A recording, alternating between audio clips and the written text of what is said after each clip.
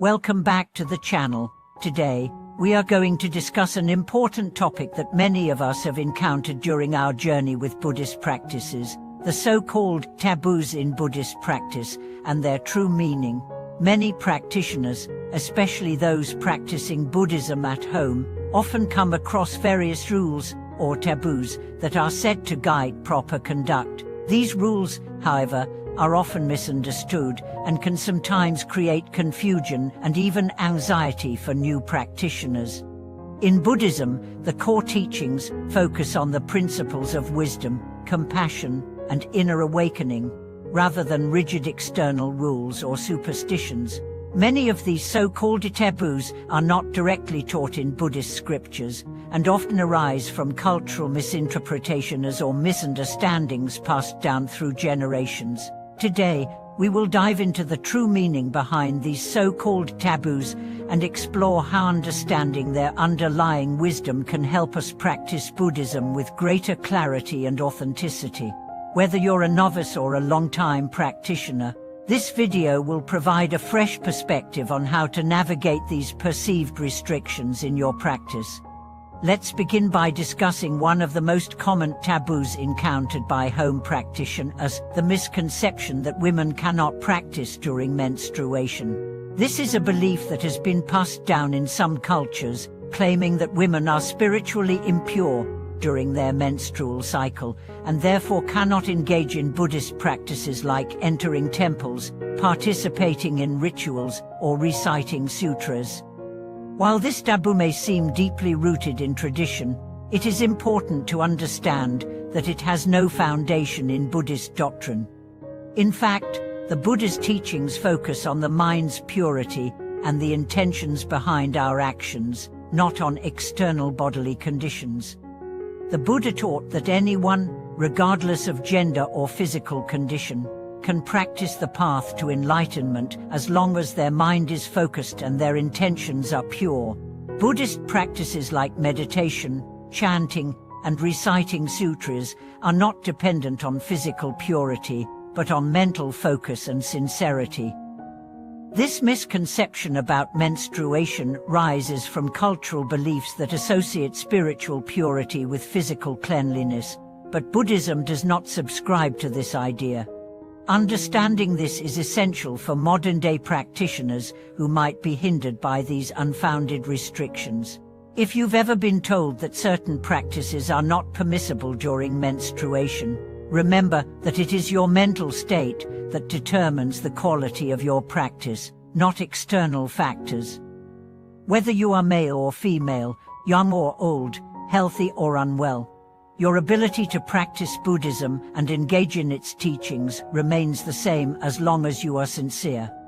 Another common misconception that many people encounter is regarding the cleanliness of Buddhist altars. Some believe that Buddhist altars or shrines must be maintained in very specific ways, adhering to strict guidelines about when to clean them, how often to clean them, and what types of offerings to make. While it is true that respect for the altar and its sacred objects is important, the idea that there are rigid, unchangeable rules about how to maintain an altar is not grounded in the Buddha's teachings. The primary purpose of an altar is to serve as a space for meditation and reflection, a place where practitioners can direct their thoughts and intentions toward awakening. It is not about following a set of prescribed rules for physical cleanliness, but about the state of the mind when approaching the altar. The key here is to understand the purpose behind the altar to create a space of mindfulness. How you care for the altar or shrine is a reflection of your respect and sincerity, but there is no forbidden way to clean it or maintain it. For instance, if you need to clean the altar to ensure it is tidy and organized, you can do so with mindfulness, offering the same level of respect and devotion as when you sit down for meditation.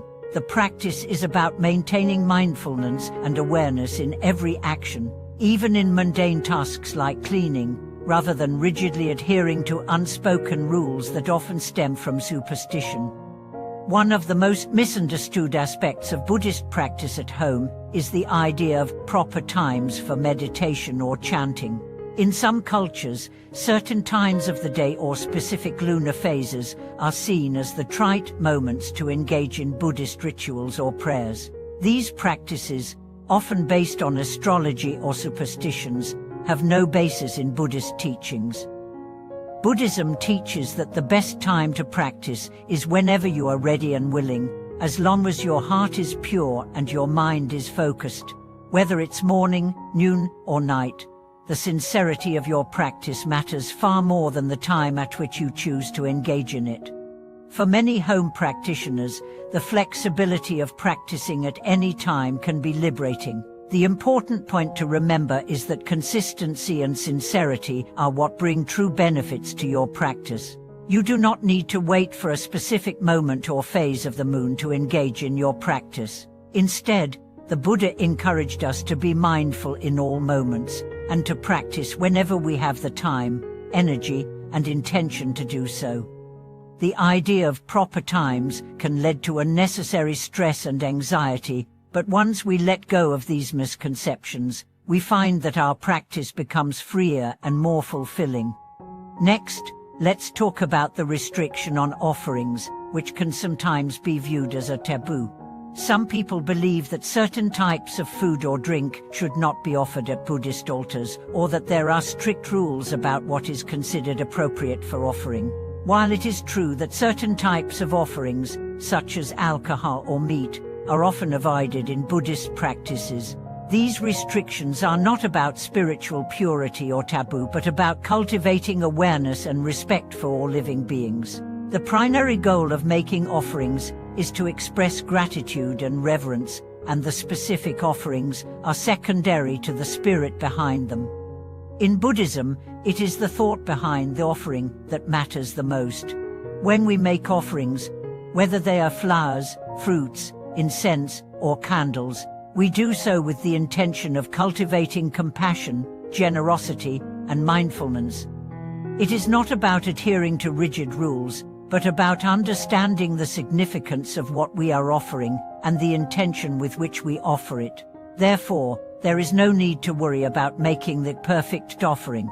The simple act of offering anything with a pure heart will always be appreciated.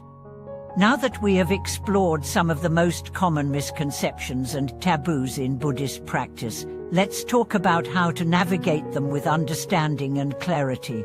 The key is to remember that Buddhism is a practice of inner transformation, not a practice of outward conformity to external rules or traditions.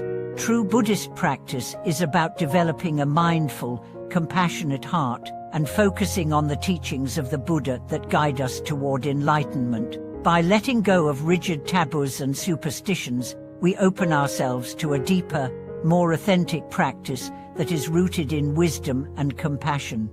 Understanding the true meaning behind these so-called taboos allows us to break free from unnecessary limitations and helps us engage in a practice that is deeply meaningful and transformative.